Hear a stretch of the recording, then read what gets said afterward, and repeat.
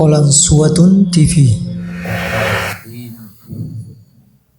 Alhamdulillahi rabbil alamin wa bihi nasta'inu ala umuri dunya waddin. Wassalatu wassalamu ala Rasulillah wa ala alihi wa sahbihi ajma'in.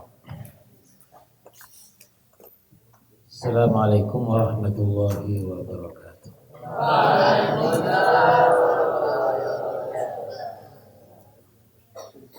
Alhamdulillah, ucapan yang terus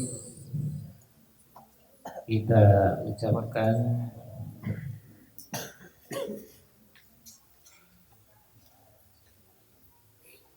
karena memang nikmat Allah juga tidak pernah terputus, selalu ada dan berkelanjutan. Melanjutkan apa yang sudah kita sampaikan pada pertemuan terdahulu, yaitu ayat-ayat terkait dengan bulan Ramadan. Dalam salah satu ayatnya itu menjelaskan tentang doa.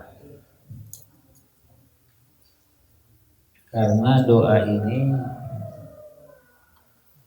sangat erat hubungannya dengan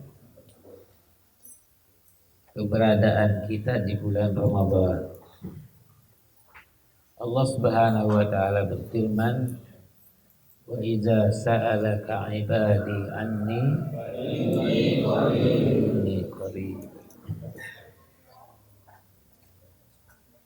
Ayat ini turun sehubungan dengan adanya pertanyaan. Rasulullah Shallallahu Alaihi Wasallam ditanya,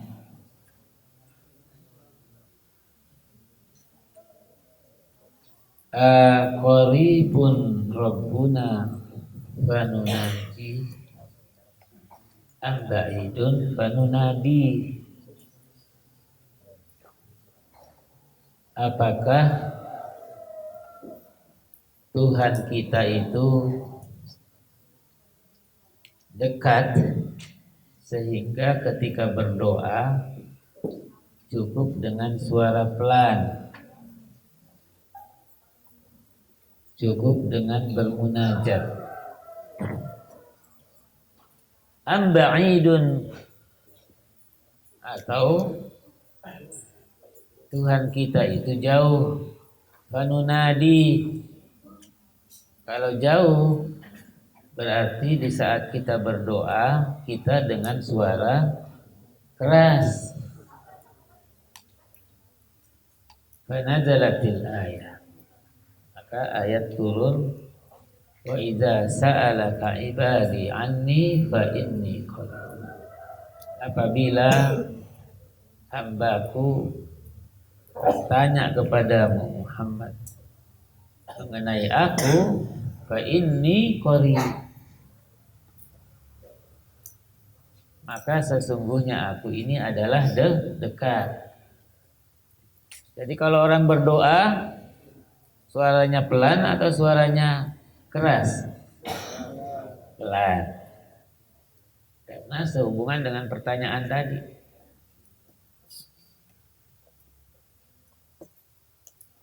Di dalam ayat Al-Quran pada akhir surah Al-Isra itu Allah menjelaskan tentang bagaimana kita berdoa, adab berdoa. Itu disebutkan wala tajhar bi salatika. Jangan dengan suara keras di saat berdoa. Jangan dikeraskan suaranya. Wala tajhar bi salatika. Wala tukhafit biha. Jangan pula dengan suara sangat pelan sampai yang berdoa pun tidak mendengarkan suaranya sendiri, seperti berbisik-bisik. Tetapi paling tidak didengarkan oleh dirinya sendiri, orang yang berdoa. Rabbana atina fid dunya hasanah wala tukhafit biha wabtaghi baina dzalika sabila. Tempuhlah di antara dua jalan tadi, tidak keras, tidak juga terlalu pelan, tengah-tengah. Ini menyangkut adab di dalam berdoa. Jadi di saat berdoa ada adabnya. Salah satunya diantaranya adalah mengenai suara. Suara tidak boleh terlalu keras. Suara juga tidak boleh terlalu pelan sampai orang yang berdoa tidak mendengarkan sendiri suaranya. Di sana ada beberapa adab di dalam berdoa. Di antara adab berdoa itu tidak boleh apa? Tidak boleh tergesa-gesa dengan mengatakan dari dahulu saya berdoa belum juga diterima. Sudah sering berdoa belum dikabulkan, belum ada buktinya. Itu namanya apa? Tergesa-gesa. Istijab. Itu juga termasuk apa? Ada di dalam berdoa.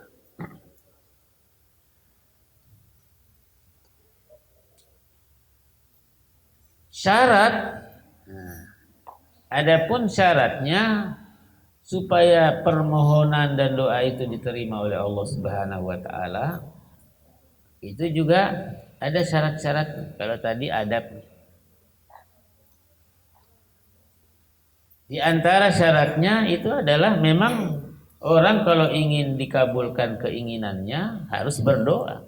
Ujibu da'watad da'i idza da'a. Satu. Kalau tidak berdoa, apa yang bisa dikabulkan? Sekalipun punya keinginan tetapi tidak berdoa, tidak memohon, apa yang bisa dikabulkan oleh Allah? Harus banyak berdoa. Harus banyak memohon sesuai dengan kebutuhannya. Kebutuhan ada yang sifatnya sama, ya. Seperti orang semuanya menginginkan kebaikan, itu sama. Semua orang menginginkan kebaikan dunia akhirat. Tetapi ada secara khusus. Kalau orang yang sedang menuntut ilmu, dia memohon kepada Allah supaya dimudahkan di dalam menuntut ilmu. Memohon kepada Allah supaya ilmunya berberkah. Kalau seorang petani, lain lagi yang diminta. Supaya usahanya dalam bercocok tanam itu apa? Menghasilkan dengan hasil yang memuaskan. Itulah sebabnya kenapa ketika kita berdoa, masing-masing berdoa. Tidak diwakilkan. Orang harus berdoa secara langsung. Langsung berdoa kepada Allah Subhanahu wa taala. Karena kebutuhan ada yang sama, ada yang ujibu da'watad da'i idza falyastajibu li wal yu'minu bi. Syarat berikut. Hendaklah mereka memenuhi apa? Memenuhi perintahnya Allah Subhanahu wa taala. Allah memerintahkan banyak hal. Maka harus patuh, harus taat. Selain itu harus beriman. Karena syarat diterimanya satu ibadah adalah iman. Makanya kita orang yang beriman adalah sangat beruntung. Karena kalau tidak ada nikmat iman, maka kebaikan tidak menjadi dikabulkan. Orang, baik orang yang beriman ataupun orang yang tidak beriman, itu ada orang beriman tentu mengerjakan kebaikan. Orang yang tidak beriman ada juga amalannya yang baik. Seperti berbakti kepada orang tua. Selain orang Islam, apakah mereka juga berbakti? Iya, berbakti juga. Apakah mereka juga ikut membantu berinfak? Iya. Kebaikan-kebaikan seperti ini tidak dapat diraih bagi orang yang bukan orang yang beriman, karena syarat dikabulkannya suatu amalan adalah dengan apa? Dengan iman. Wal yastajibu li wal yu'minu bi.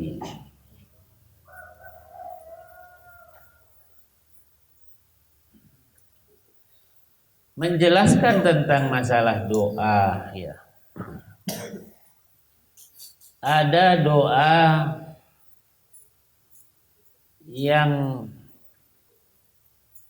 diterima oleh Allah Subhanahu wa taala sebagaimana yang diharapkan, diinginkan. Begitu berdoa langsung dikabulkan. Ada orang yang berdoa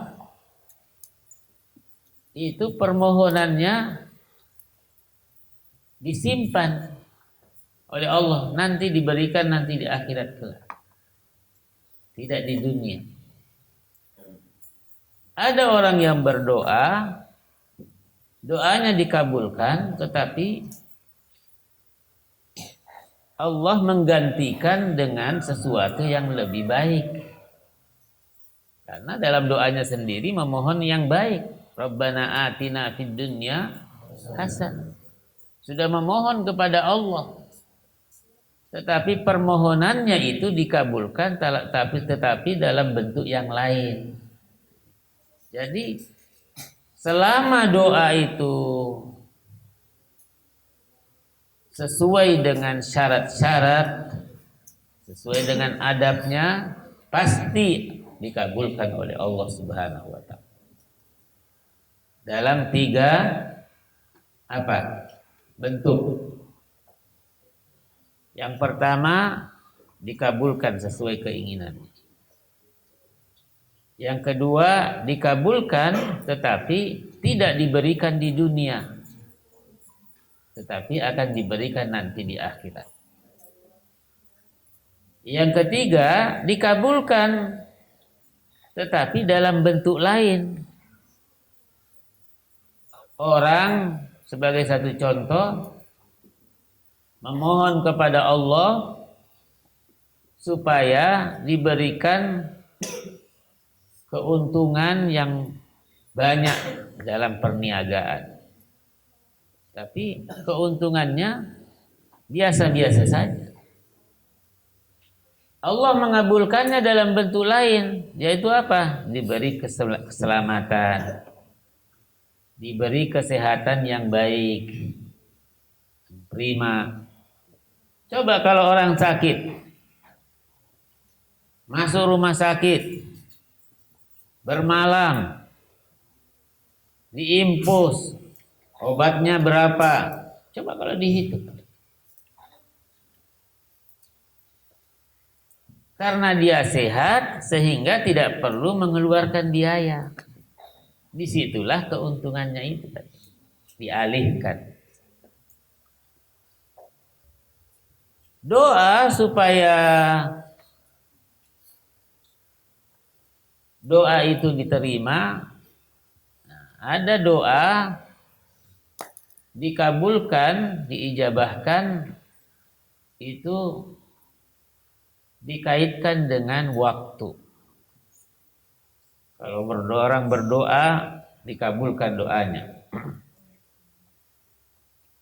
Di antaranya orang berdoa di antara dua azan. Maksudnya antara azan dan iqamah. Maka setelah azan berdoa. Berdoa sebanyak mungkin. Karena doa antara dua azan itu adalah doanya sangat dikabulkan. Doa antara dua azan. Doa di saat sujud. Bukan hanya sujud akhir, tetapi setiap sujud ketika berdoa juga termasuk doa apa? Yang dikabulkan. Nabi mengatakan, wa amma ar-ruku'u fa'azimu fihi rabb. Adapun ketika ruku, maka agungkanlah Allah. Maka kita membaca apa? Subhana rabbiyal azim. Wa amma sujudu, adapun di saat bersujud, fajtahidu fid du'a. Maka bersungguh-sungguhlah di dalam berdoa. Fakaminun an yustajaba lakum. Maka Allah akan segera mengabulkan permohonan. Jadi doa di saat apa? Sujud. Doa di sepertiga malam terakhir. Bangun, sholat malam, setelah itu berdoa. Waktu itu doa sangat dikabulkan. Nabi menjelaskan Allah turun di langit dunia pada sepertiga malam terakhir. Lalu Allah berfirman, barang siapa yang memohon, aku kabulkan. Yang meminta, aku berikan. Yang memohon ampun, aku ampun. Langsung diijabah oleh Allah Subhanahu wa ta'ala. Memohon, meminta, dan memohon apa? Ampunan. Itu akan dikabulkan oleh Allah Subhanahu wa ta'ala. Jadi memohon apa saja, meminta apa saja. Merasa kesulitan di dalam menghafal Al-Quran, banyak-banyaklah berdoa di sepertiga malam terakhir. Jadi malam itu ada 3 bagian, sepertiga pertama, sepertiga yang kedua. Yang dimaksud di sini adalah sepertiga akhir, menjelang datangnya waktu fajar, waktu subuh. Ada juga doa yaitu pada hari Jumat. Nabi menjelaskan ada waktu pada hari Jumat tidaklah seseorang berdoa kecuali akan dikabulkan oleh Allah Subhanahu wa taala. Maka ada yang mengatakan bahwa yang dimaksud itu adalah antara dua khutbah. Khutbah Jumat, ketika khatibnya sedang duduk, maka kita berdoa.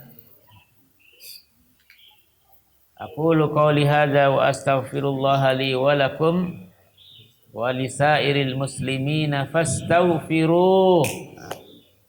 Mohon ampunlah kepadanya. Maka kita mengatakan astaghfirullah. Jadi waktu antara dua khutbah itu adalah saat di mana doa sangat dikabulkan. Maka tidak boleh menyia-nyiakan waktunya. Ada juga yang mengatakan yaitu adalah antara asar dengan maghrib pada hari Jumat. Maka antara asar dengan maghrib terus kita berdoa. Mudah-mudahan kita di saat berdoa tepat pada waktu di mana doa dikabulkan. Nah, ini waktu, kaitkan dengan waktu. Ada yang dikaitkan dengan tempat. Ada yang dikaitkan dengan apa? Dengan tempat. Yaitu antara Hajar Aswad dengan pintu Ka'bah. Namanya multazam. Orang ada di situ berdoa. Tempat. Atau di masjidnya Nabi ada di situ namanya Raudhah. Raudhah itu artinya apa? Taman. Nabi mengatakan ma baina baiti wa mimbari raudhatun min riyadil jannah. Antara rumahku dengan mimbarku nanti adalah kebun-kebun di dalam surga. Jadi itu raudhah itu adalah salah satu kebun nanti di dalam surga. Maka orang di saat berada di raudhah dia berdoa, itu tempat. Ada yang dikaitkan tempat dan waktu. Ini yang ketiga. Yaitu di saat orang apa? Di saat orang jamaah haji sedang wukuf. Wukufnya di mana? Di Arafah. Waktu wukuf kapan? Ya, waktu wukuf itu setelah zuhur. Nah, ini waktu. Waktu dikaitkan dengan tempat. Tempatnya di sana. Tidak bisa di tempat lain. Sekalipun di Arafah tapi bukan pada saat wukuf, ya beda dengan ketika di Arafah berdoa dan di saat wukuf, yaitu pada tanggal 9 Zulhijjah. Wukuf di sana. Makanya orang setelah sholat zuhur dan asar, karena dijama dan dikosor, itu berdoa terus. Zikir, doa. Nanti setelah tenggelam matahari, terbenam matahari, baru meninggalkan Arafah menuju apa? Muzdalifah. Jadi di situ orang berdoa. Berdoa di berdoa di saat wukuf di Arafah. Jadi dikaitkan dengan tempat, dikaitkan dengan waktu. La'allahum yarshudun. Semoga dengan demikian mereka mendapatkan jalan yang benar, jalan yang lurus, sesuai dengan petunjuk dari Allah Subhanahu wa taala dan dijelaskan oleh Rasulullah sallallahu alaihi wasallam yang berkaitan dengan ibadah. Dalam hal ini adalah doa. Ayat yang terakhir dikaitkan dengan ayat Siyam. Uhilla lakum lailatas siyamir rafathu ila nisa'i hunna libasul lakum wa antum libasul lakum. Ini untuk mereka yang memiliki istri, yang memiliki suami, ya, hubungan suami istri, ya. Itu kisahnya. Kalau dahulu ketika pertama kali orang berpuasa, ketika disyariatkan ibadah puasa, sebelum maghrib orang tertidur, ya, dia tertidur.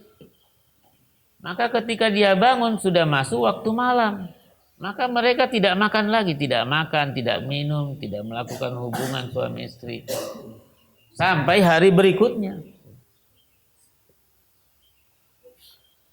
Atau paling tidak sampai sahur. Karena saumul wisol itu tidak dibenarkan oleh Nabi. Hanya boleh bagi Rasulullah SAW. Maka turunlah ayat ini. Bahwa mereka dibolehkan apa? Melakukan hubungan itu. Hunna libasul lakum wa antum libasul lakum. Jadi ketika orang sudah menjadi suami istri, maka satu sama lain itu fungsinya seperti pakaian. Apa fungsi pakaian? Melindungi. Melindungi dari apa? Nampaknya aurat. Pakaian fungsinya menutup aurat. Maka dengan adanya istri, maka suami apa? Suami tidak menampakkan auratnya karena ada istrinya. Istri tidak nampak auratnya karena ada suami. Dan itu dijelaskan di dalam banyak hadis Rasulullah Sallallahu Alaihi Wasallam bahwa salah satu manfaat atau tujuan daripada orang berkeluarga itu adalah menjaga kehormatan. Beliau mengatakan, ya ma'syarus syabab, wahai para pemuda, man istata'a minkumul ba'ah, barang siapa di antara kalian memiliki kemampuan untuk berkeluarga, falyatazawwaj, agar dia apa? Berkeluarga, menikah. Fa innahu ahsanu lil farji. Menikah itu adalah lebih mampu untuk menjaga faraj, kemaluan. Jadi dapat melindungi dengan apa? Dengan berkeluarga tadi. Dengan menikah. Aghaddu lil basari wa ahsan lil farj. Lebih mampu untuk menjaga pandangan dan lebih mampu untuk menjaga kemaluan. Jadi kunna libasul lakum wa antum libasul. Kenapa ini dibolehkan? Artinya kita mengatakan bahwa syariat Islam dalam hal melaksanakan ibadah puasa itu lebih sempurna karena orang-orang dahulu juga berpuasa. Tetapi mereka berpuasa tidak sama dengan di dalam syariat Islam. Dahulu nggak boleh dia lakukan. Selama mereka disyariatkan berpuasa tidak boleh melakukan hubungan itu. Nah, dalam syariat Islam dibolehkan. Karena apa? Allah menjelaskan, alimallahu annakum takhtanuna anfusakum. Allah mengetahui kalau kalian itu tidak mampu untuk menahan nafsu. Kataba alaikum, oleh sebab itu Allah memaafkannya. Maafkan kalian. Wa'afa ankum, ya. Mengampuni dan memaafkan. Taba alaikum, Allah mengampuni. Wa afa ankum, dan memaafkan kalian. Tidak seperti umat-umat terdahulu. Ini adalah satu keistimewaan di dalam syariat Islam. Maka disebutkan fal'ana bashiruhunna wabtagu ma kataballahu lakum. Di antara tujuan itu orang kemudian menikah, melakukan hubungan, itu apa? Supaya mendapatkan keturunan. Wabtagu ma kataballahu. Selanjutnya dijelaskan wakulu washrabu hatta yatabayyana lakumul khaytul abyadu minal khaytil aswadi minal fajri. Jadi selama malam, di malam hari itu dibolehkan makan, dibolehkan minum sampai masuk waktu subuh, waktu fajar. Maka tidak boleh orang kemudian dibatasi, tidak boleh makan, tidak boleh minum. Karena Nabi mengatakan sebaik-baik manusia, manusia tetap dalam kebaikan selama mereka mengakhirkan apa? Mengakhirkan sahur. Jadi tidak ada istilah imsakiyah itu. Orang dibatasi 10 menit, 15 menit tidak boleh lagi makan, tidak boleh minum. Terus boleh makan, boleh minum. Sebelum masuk waktu apa? Fajar. Sebelum masuk waktu fajar. Selama belum mendengarkan azan subuh, maka selama itu pula boleh apa? Makan, boleh minum. Pada zaman Rasulullah Shallallahu Alaihi Wasallam itu ada sahabat Bilal. Sahabat Bilal itu apa? Di akhir malam dia mengumandangkan azan. Nanti ketika masuk waktu subuh itu terdengar suaranya Abdullah ibnu Ummi Maktum radhiyallahu anhu. Maka Nabi mengatakan, mendengarkan azannya Bilal, makanlah dan minumlah. Kalau sudah mendengarkan azannya Abdullah ibnu Ummi Maktum, maka berhentilah makan, karena itu sudah masuk waktu. Itulah yang disebut dengan makan sahur. Makan sahur itu adalah makan pada waktu sahur. Waktu sahur itu adalah sebelum tiba waktu subuh. Kan disebut wakulu washrabu dan selanjutnya sampai masuk waktu, batasnya adalah subuh. Begitu masuk waktu subuh maka berhenti apa? Berhenti makan, berhenti minum. Tsumma atimmus siyama ilal lail. Jadi kalau nanti sudah terbit fajar, mulailah berpuasa.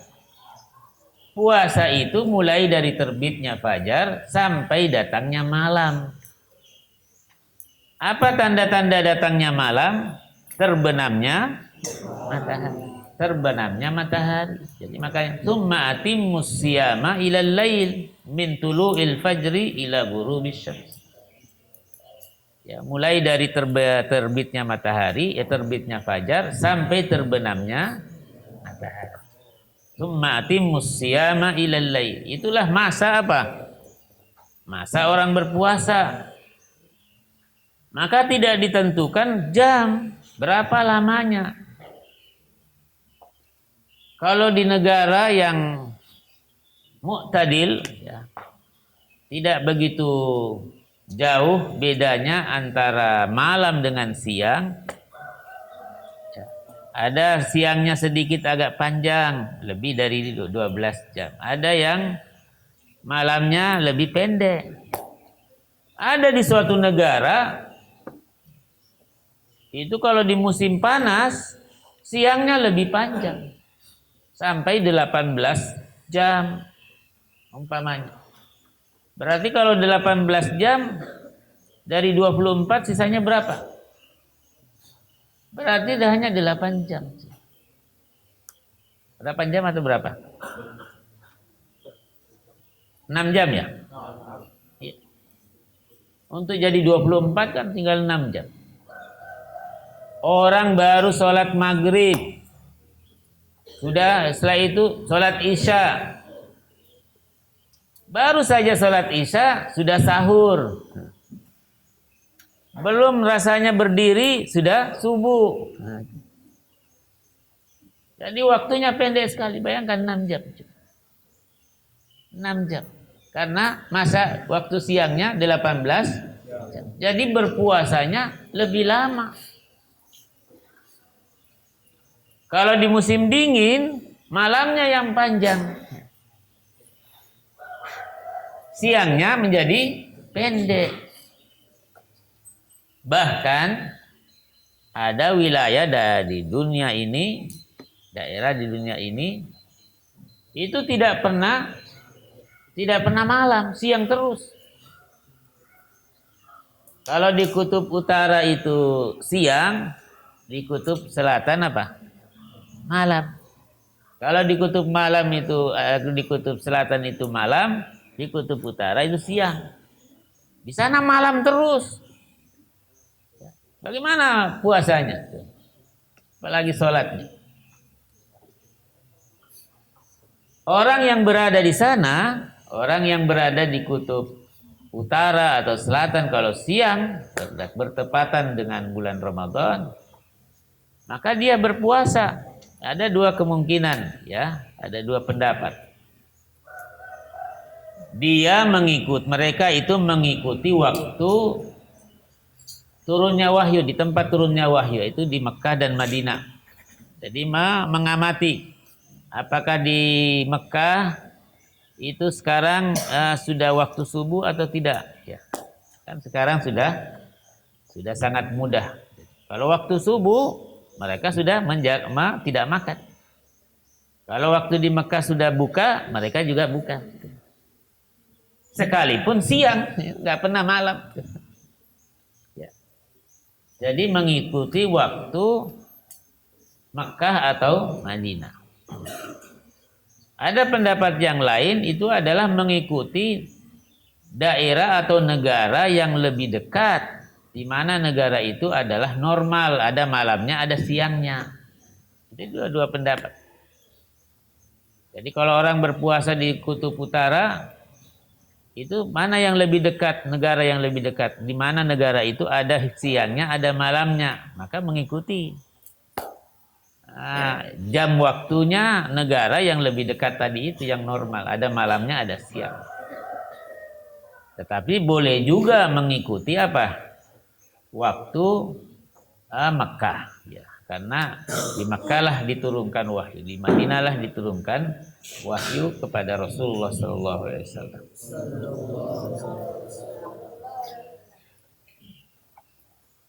Wala tubashiruhunna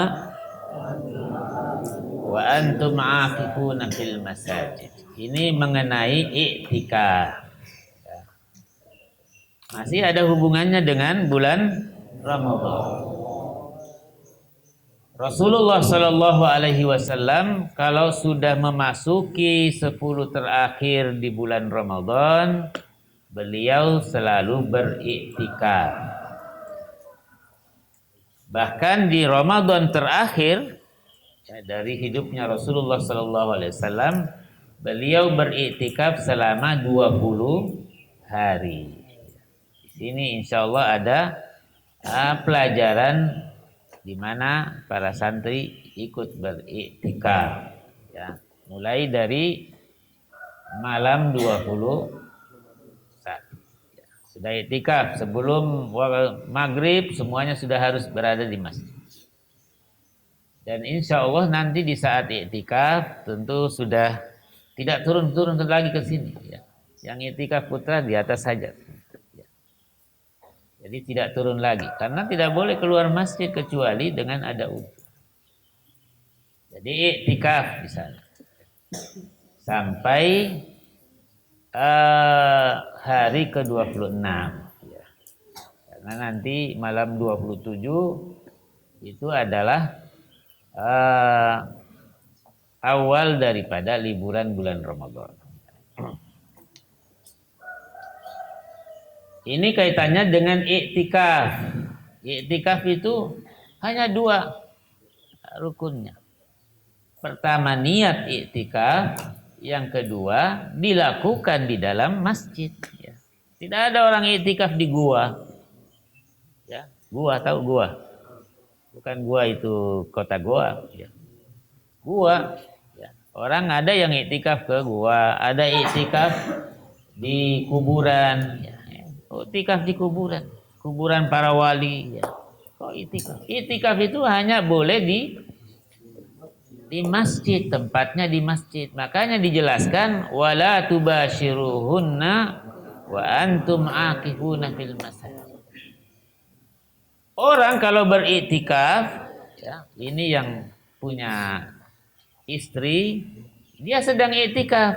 Setelah itu dia pulang ke rumah untuk menemui istrinya, maksudnya untuk melakukan hubungan. Nah, ini nggak boleh.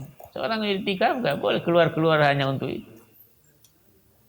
Orang beriktikaf itu adalah maksudnya supaya lebih memadatkan diri di dalam beribadah. Jadi konsentrasi kepada ibadah. Sampai melakukan hal seperti tadi itu dilarang di saat orang beriktikaf. Ayat-ayat ini menjelaskan bahwa iktikaf itu tempatnya di mana? Di masjid. Wala tubashiruhunna wa antum aqifuna fil masajid. Mulai dari awal ya ayyuhalladzina amanu kutiba alaikumusiyam sampai di tempat mengenai syariat iktikaf, ya, penjelasan tentang masalah iktikaf itu adalah di sana ada larangan-larangan. Maka larangan ini tidak boleh dilanggar. Tilka hududul fala taqrabuha. Ya, mendekatinya saja nggak boleh, apalagi dilanggar, apalagi dikerjakan.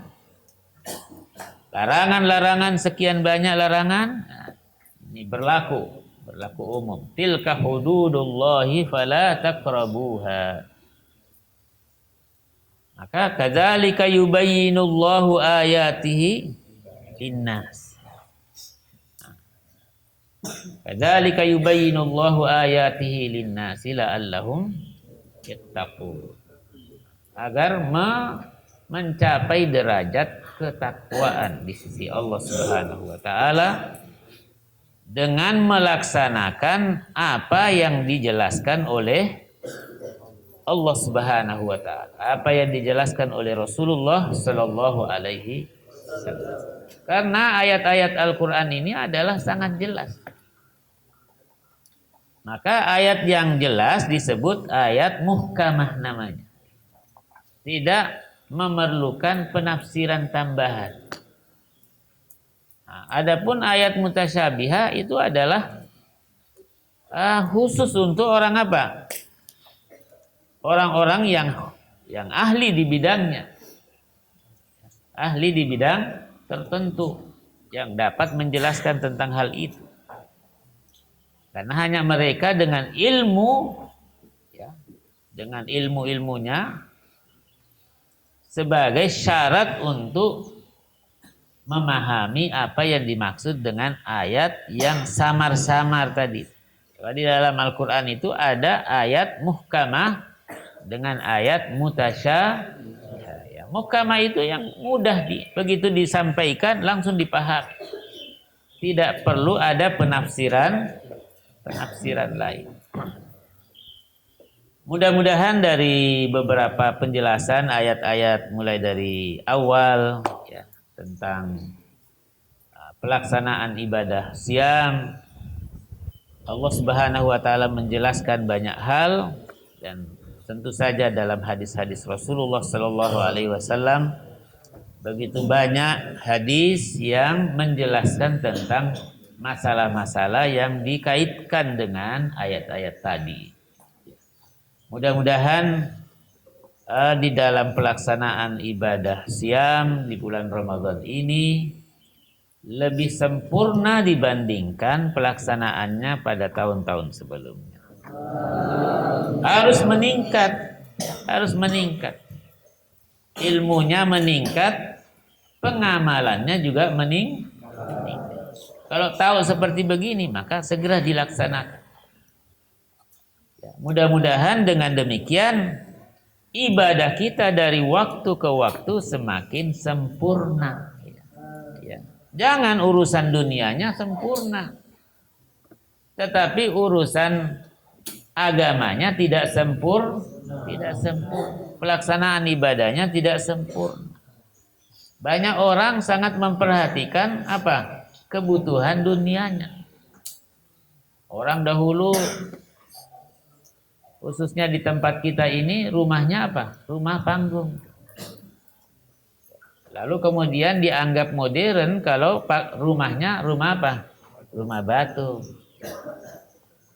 Rumah batu dibuat lebih luas, lebih mewah. Hampir setiap waktu direnovasi. Catnya barangkali berganti dari waktu ke waktu itu. Mungkin setengah tahun sekali dicat ini. Itu dunianya berubah. Dunianya semakin berkembang, semakin baik. Entah orang-orang muda di luar itu, coba lihat. HP-nya ya. HP-nya diganti berapa kali itu? Ya. Dari waktu ke waktu terganti terus. Tetapi ibadahnya tidak meningkat.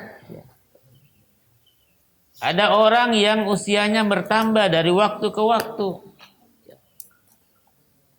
Sudah 40 tahun, 50 tahun. Ternyata pelaksanaan ibadah sholatnya masih seperti 20-30 tahun yang lalu. Tidak meningkat.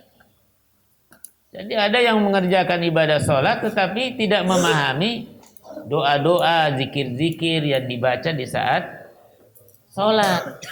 Ketika dia membaca doa iftitah, dia paham atau tidak? Sejak dahulu tidak paham. Sampai tua dia juga tidak paham. Jadi berarti tidak meningkat agamanya. Tidak meningkat ibadahnya. Tetapi kebutuhan dunianya meningkat terus. Padahal dunia ini pasti akan ditinggalkan. Kalau orang beribadah dengan sempurna, manfaatnya nanti akan didapatkan di akhirat. Pada kehidupan yang lebih abadi. Ya, yang abadi nanti di akhirat. Ini.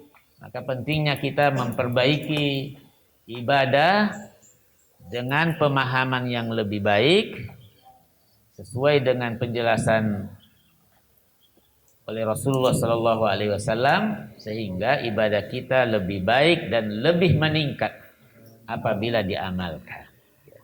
Ini saja. Hadanallahu wa iyyakum ajmain. Wassalamualaikum warahmatullahi wabarakatuh.